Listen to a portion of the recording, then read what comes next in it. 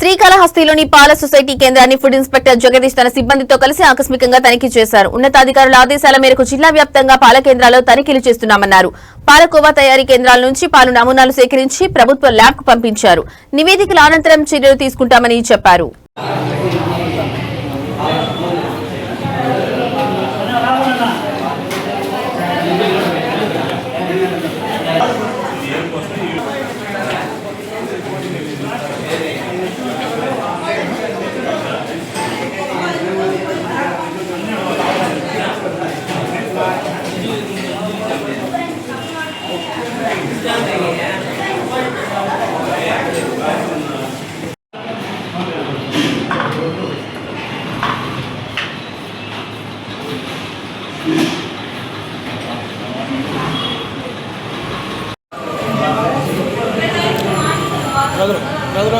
Cross side na.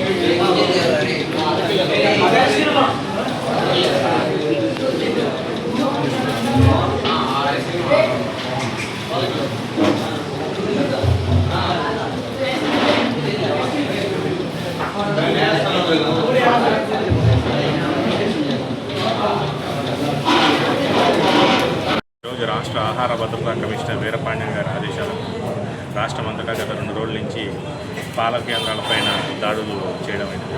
Rajahmundry దొరకటం తర్వాత ఈ దాడుల్ని ముమ్మరం చేయడం జరిగినది.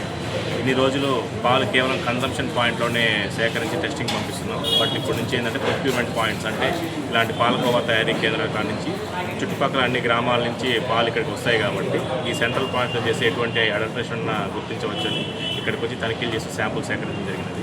ఇంకా అలానే వచ్చే వారం రోజులు ప్రతి ఊర్లో ఒక్కొక్క రోజు సర్ప్రైజ్గా దాడులు చేస్తాము. ముందుగా ఎవరికి తెలియకుండా ఆ రోజు డిసైడ్ చేసి ఏ ఊరికి వెళ్ళి ఎక్కడ పాలు కేంద్రం చేయాలి, కుదిరితే రైతుల దగ్గరికి వెళ్ళి చిల్లింగ్ పాయింట్స్కి వెళ్ళి కూడా సర్ప్రైజ్ చెక్ చేస్తాము. ప్రాథమిక పరీక్షలు చేసిన తర్వాత ల్యాబ్కి పంపిస్తాము దాని కన్సాలిడేటెడ్ రిపోర్ట్ కోసం. రిపోర్ట్ ఆధారితంగా తమ చర్యలు చేస్తాము. ఇప్పటివరకు ఏం లోపాలు భక్తుల తాకిడి ఎక్కువైందండి. కాళహస్తి మందిరం చుట్టూ కొన్ని చిరు వ్యాపార షాపులు ఉన్నాయి. వాటిని తరచు ఇన్స్పెక్ట్ చేసి నోటీస్ ఇచ్చిన వాళ్ళకి చల్లమైతే లేదు. ఆల్రెడీ ఇది కమిషనర్ గారి దృష్టికి వెళ్ళింది. సారు వాళ్ళకి ఇంకా ఒక టైం బౌండ్గా నోటీసులు ఇచ్చి దానికి రెస్పాండ్ అవుతుంది. ఇంకా క్లోజర్కి ఆదేశాలు ఇవ్వడం జరుగుతుంది. ఆల్రెడీ వాళ్ళు చాలామందికి నోటీసులు ఇచ్చాము, ఫ్రీక్వెంట్గా తిరుగుతున్నాం, కానీ ఇంకా వాళ్ళు దానికి సరిగ్గా స్పందించలేదు. కొన్ని మాత్రం స్పందించి లైసెన్స్ తీసుకున్నారు. వాళ్ళు కూడా చాలా ప్రకారం నడుచుకోకపోతే వాళ్ళ మీద ప్రతి చర్యలు తీసుకున్నారు. అది కూడా త్వరలో ఒక వారం 10 రోజులు అది కూడా జరుగుతుంది. పరీక్షలు అంటే యూరియా కానీ స్టార్చ్ కానీ వాటికి ఇక్కడ చేస్తున్నామండి. ఏమీ కనుగొనలేదు.